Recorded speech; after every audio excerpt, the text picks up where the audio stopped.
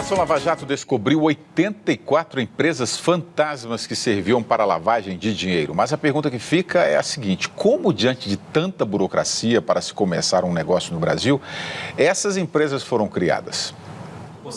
Para Fabrício, abrir a própria empresa de tecnologia foi um teste de paciência. Vai à junta comercial, entrega documentos, recebe protocolo, espera 10 dias, volta, pega a fila e, se faltar um comprovante, começa tudo de novo. O que deixa a gente até indignado é que a pessoa que 10 dias depois vai te dizer que faltou um documento é a mesma que recebeu os seus documentos 10 dias atrás.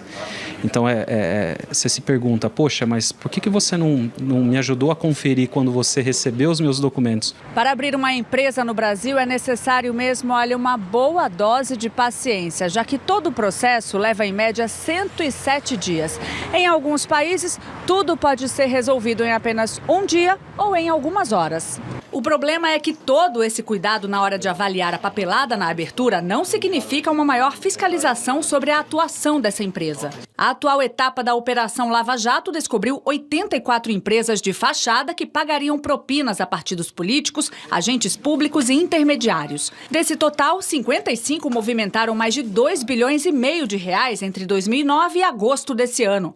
Para o esquema acontecer, são utilizados os conhecidos laranjas, pessoas que se tornam donas de empresas que não existem ou que servem para lavar dinheiro. Olhando só para a documentação societária, não dá para dizer que está havendo fraude, né? Então tem que ser feita uma investigação mais aprofundada, tá?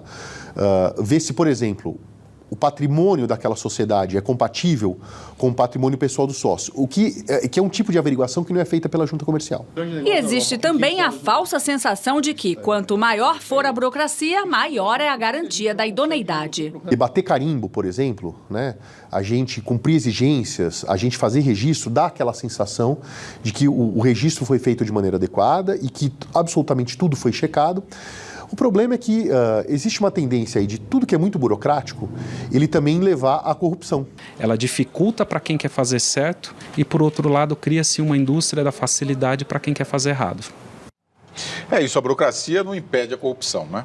Não, de jeito nenhum, pelo contrário, ela nasce para tornar indispensável um serviço acessório e até nocivo.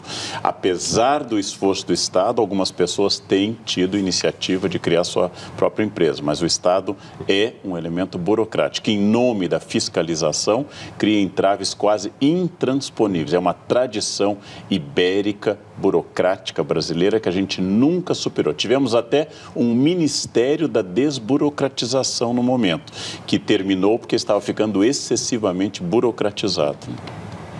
Eu acho que esse é um dos maiores males do Brasil, essa burocratização. Abrir uma empresa, você devia abrir em 24 horas, em 48 horas e acabou. Não tem que complicar, fechar da mesma forma, 48 horas. Não tem motivo para não cortar esses nós, para fazer uma revolução nessa burocracia. Eu não sei por que sustenta isso. O Ministério da Desburocratização fez um avanço notável. Chegou uma hora, o governo cansou, na verdade, e achou que deixa como está. Então, o Brasil é um país do deixa como está. Nós temos que mexer, nós temos que mudar, nós temos que enfrentar o nó. Mulay, no bloco anterior, nós falamos da questão aí da Polícia Federal pedir ao ministro Teori Zavascki para ouvir o Lula no Supremo Tribunal Federal. As pessoas perguntaram aqui, por que o Lula tem foro, o ex-presidente Lula tem foro privilegiado? O Juraci de Porto Velho perguntou, o Robson de Pirassununga, a Nélia Franco de Goiânia e várias pessoas. Explica pra gente aí. Na verdade, ele não tem foro privilegiado. Não, é claro. O presidente Lula definitivamente não tem foro privilegiado. O que acontece? É que existe um inquérito que tramita perante o Supremo Tribunal Federal. Por quê? Porque nesse inquérito estão sendo investigados, são parlamentares. Os parlamentares têm foro privilegiado. Num determinado momento do inquérito, que corre perante o Supremo, ou seja, o Supremo, o delegado não é o dono do inquérito, é o Supremo que é o dono do inquérito. As diligências que o delegado vai fazer têm que ser autorizadas pelo ministro relator, que é o ministro Teori Zavascki. Então, hoje, o delegado pediu para ouvir vários ministros, ex-ministros, deputados, ex-presidente de Petrobras, e no hall, na lista, veio o presidente Lula. E não só, ele pediu, como ele faz várias afirmações de que ele tem elementos que o convencem de que o presidente Lula foi diretamente beneficiado pelos desvios da Operação Lava Jato. Agora, se o Supremo autorizar, o presidente Lula vai ser ouvido na Polícia Federal, E se o Ministério Público concluir que o presidente Lula está envolvido, ele vai oferecer uma denúncia contra ele, mas não no Supremo, na Justiça Comum, eventualmente até na Lava Jato em Curitiba.